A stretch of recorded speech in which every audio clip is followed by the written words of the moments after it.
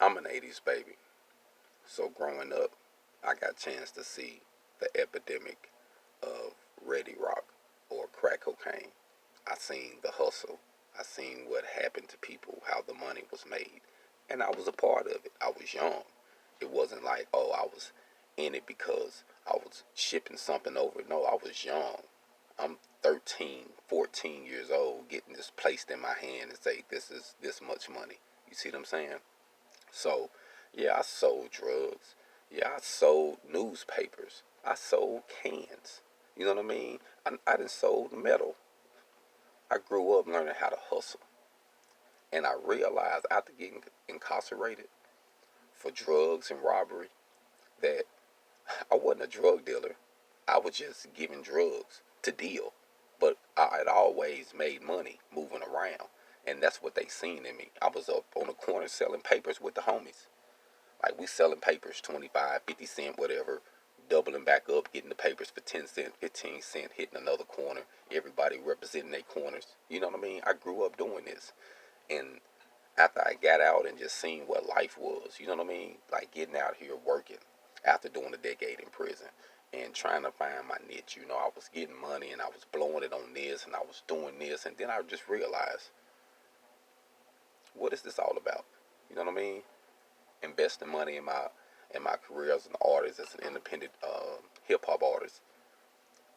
I wasted a lot of money because I was going to the wrong people to get things done, and I realized everybody got one motivation. That's money. People will burn you. People that's close to you, people that's real close to you, will burn you for $1 and keep you blind. Now, if you're woke enough to read the paperwork and see what's going on, they'll be like, hey, that's in the paperwork. A lot of them be like, hey, man, it was in the paperwork. You know, but people will burn you, bro. And I realized that I'm going to keep it 100 with you. It got so to the point where me investing my money, believing in other people, trying to help other people, trying to help myself, like genuinely, that it got to the point where I was pretty much like burned. I was like, fuck everybody. You know what I'm saying? To be honest with you, I was like, man, I'm done. Because I tried so much different ways, and then I was steady losing. And once I lost my mom, it like it put a kick behind me to do something. So I just started, and then after the smoke cleared some, mom was gone, friends was gone, this was gone, and I'm left alone. You see what I'm saying? Money gone, and I still had to find a way to hustle. And to be honest with you, it was humbling, but I'm gonna tell you a true story. Um, a friend of mine that I loved, I would have died for, ran off, ran off with my last little money. Man, let me tell you, out of everything that I've been through, him doing that hurt me the most. And you know what? It honestly really wasn't about the money. It was about that he did it. Out everybody else that had went left field and things had, went sour for me, and I was trying to find my direction. The closest person that I would have did anything for took from me, stole from me. I gave them something, they ran off with it, never seen them again. I had to take a sip behind that one, but this is true. Man, that changed me completely, and it made me realize something. I didn't want to use people to make my money. Like, I don't want to use you. You know what I mean? I don't want to use your ignorance or not knowing how to promote yourself or how to do your hip hop, or if it's not right, I take your money anyway and lead you on so I can make money. I don't want to do that. I don't want to sell you something that's going to hurt you. You know what I mean? That's later going to have you addicted and mess you all up so that way I can live good. Nah, I don't want to do that. That ain't what I want to do. But I'm a hustler though. So, I had to come within myself and say, what am I going to do? What can I provide? And one thing that I learned was welding. And that's why I say welding in hip hop now, because I found something that could make me money, that could make me independent, that I could start a business with. I could start a brand, a service. I could change things I could help you with. And I started with welding. Now, I used this tool to do other things. But I did this because I didn't want to use nobody. You know what I mean? I wanted to come up with something, so I come up with a product. I came up with a service, so that way I can help you and other people in need without using you. I'm giving you something that can help you. So I felt like if I provide something authentically, be an innovator, create something, and provide a service that can help, I can eat that way. And I don't have to use you. I don't have to belittle you. I don't have to waste my money trying to get so and so at the gate to open up the gate for me so I can get in, even though I know my stuff is good. And I'm looking like, damn, he done let all these folks in. I'm like, man, they shit is fucked up. What's going on here?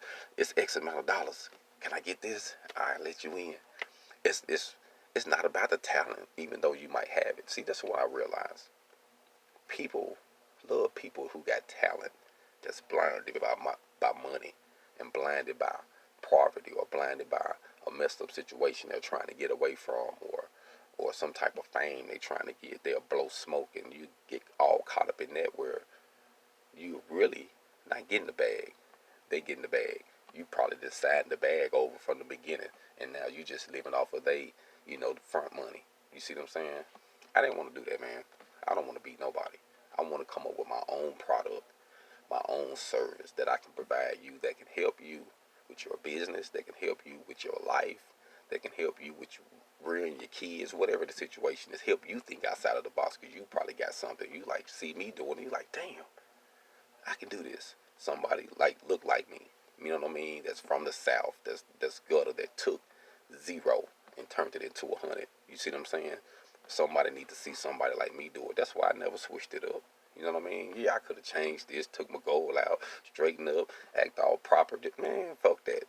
I'm from Arkansas. I'm born in Little Rock. You see what I'm saying? I done been all over.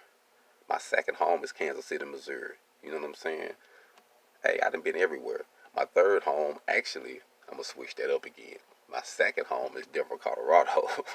My third home is Kansas City, Missouri, because I stayed there too, you know what I mean? So I represent them both, and I grew up in Montbello's, you know what I mean? So I've been around. I'm in Arizona now, you know what I mean? And honestly, I came out here, to me, coming out here to Arizona in 2017 was like me venturing off, like Moses. You know how he went to the wilderness to find himself, to talk to God, and his people was mingling in the wilderness while he was up here, in the mountain, communicating with God, getting the 10 Commandments at the time. So that's what I feel like I've been doing. I've been out here in the wilderness, bro, finding myself, figuring out what I need to do, figuring out what direction I need to go, how I need to make a bag, how I need to help my people. Because I know one thing you got to keep in mind: as long as we here, we got to pay a price. Cost of living, regardless, gas, unless you're just going to give up and hold a sign. You see what I'm saying? And I know that's not in you. So we got to hustle. We got to come up with something. So I used this time in Phoenix because to me this was like the ground zero. This is like the testing ground. And do you know they really test stuff out here? They test different weapons out here in the desert. You know what I'm saying? This was like testing ground for me. Now I done found my product. Now I done found my service. Now I'm just critiquing everything and getting everything ready, because it takes money to promote your brand. It takes money to get everything wrapped right, get everything worded right, make sure things are presented right. But then be authentic with it. I'm not trying to just sell you anything. I'm trying to show you that I got something that you might need. So it's a difference than me just trying to say, oh, you just need this. Nah, I know you need it because I needed it. You see what I'm saying? It's just like, for instance, I know there's a lot of black males out here that didn't have fathers. I didn't have one. I had a man that was there, then he was gone. Cocaine came, women came. You know how I go.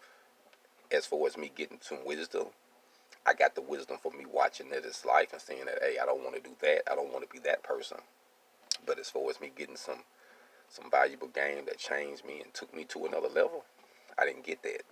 You know what I mean? The people that I got the most game from that helped me was from strangers, from men in prison. You see what I'm saying? Um, People that seen something in me that gave me something. You see what I'm saying? Like, hey, let me give you some game. Hey, let me pull your coattail. Hey, man, you got something, youngster. Sit down a little bit. Hey, read this book. You see what I'm saying? Think about this. That's what changed me. You know what I mean? If it wasn't for those cats in prison, man, I take my hat off to them now.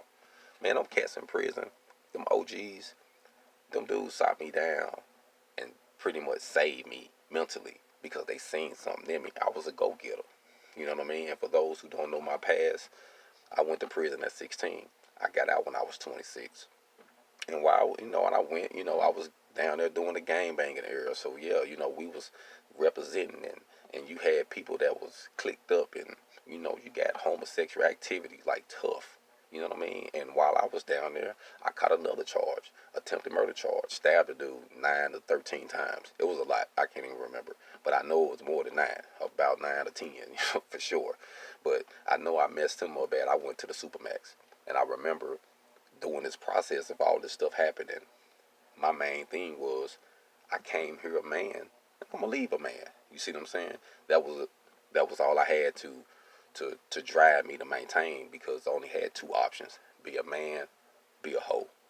I wasn't gonna be no hoe. You see what I'm saying? So whatever happened, it was gonna happen. And I remember when I did that, my mom came and visited me, and she said, "Son, someone told me, what happened because I was in the hole actually when she came, but I haven't went to court yet because you got a little court process you got to do in prison too. So she came to visit me, and we was talking, and she was like, you know what, I was worried about you. I was praying. You was young, and I know you got it in you. I know how you was in the streets. You ain't scary. You ain't no punk, but you around all these grown men, this and this, and I didn't want nobody to try to take advantage of you, this and this." And she was like, when we got that call from someone that worked at prison that knew my family, when they got off, like, "Hey, your son did so and so. He good. He stood up for himself." Like, dude was bragging, like, "Hey, he might stab dude, but hey, he stood up for himself." And my mom came up there with tears in her eyes. She said, "Joe, that was the first night I slept from you being incarcerated. Like, I slept so good because I knew my baby could hold his own." You see what I'm saying? And that was a time in my life where I had to do what I had to do. And from that on out, that's how I gained my name and my reputation in prison. Because, I wasn't no bully by no means. I was cool with everybody, like clicked up with everybody. I know OGs from all sets, from Bloods to Crips to Vice Lords to, you know what I'm saying, the SA to the, you know what I mean, to the white power, the skinheads. I know some of everybody. You know what I'm saying? Literally. You know what I'm saying? I know some of everybody. So I got a chance to just grow up, but people respected me because I respected them. You see what I'm saying? And I just let it be known. I'm not no bitch and you ain't finna treat me like one. So I knew then that I had something. And once I got out, I just utilized that gift of welding and took me to another level. Now I'm using it. Now I have the LLC. Now I have the business. Now things are going. But at first it was just an idea. You see what I'm saying? It was just an idea. Like, hey, let's make this happen. Now I've been in Phoenix knocking on 3 years next year. I didn't accomplish so much. And at first I'm like, man, I couldn't see it. But now I can see it. Now I realize what I really done. So now it's time to move on. I'm not going to really say where I'm going yet, but I'm about to go somewhere else and open up some more doors. Somewhere else that's more accepted for who I am because, out here it's a good place to get money, but it's not, I wouldn't call this place home for me. You know what I'm saying? Was like I say, this was my testing grounds. So I'm about to move on and many more things about to happen. But my goal is to have the US as my backyard. It's big. Let's travel. And that's what I'm gonna do. Y'all gonna see me do it. Actions speak louder than words. I'm gonna go different places, help different people, present my product, present my services, help other people, make things, do things. You see what I'm saying? That's how I wanna live. You got the choice on how you wanna live. But one thing I would not do, I won't use you to make my money. You see what I'm saying? I'm gonna figure out ways to make my own money. And the way I do it, it's gonna help someone else. So it's not like when I go to bed at night, I know I haven't messed nobody up. I know I haven't beat you or cheated you out of your money. You see what I'm saying? I don't have to. I don't want to. You see what I'm saying? And that's why I represent my own brand. Man, we've been wearing other people's names and families for years. You see what I'm saying? Come up with your own. I buy black. And honestly, I buy people that got independent products, so you ain't even got to be black. If you got something independently, you doing your thing, and I see you grind, I support you. I do, me, personally. And I most definitely support my people. But that's why I wear my brand. That's why I got hog on. That's why my stuff is on my cap.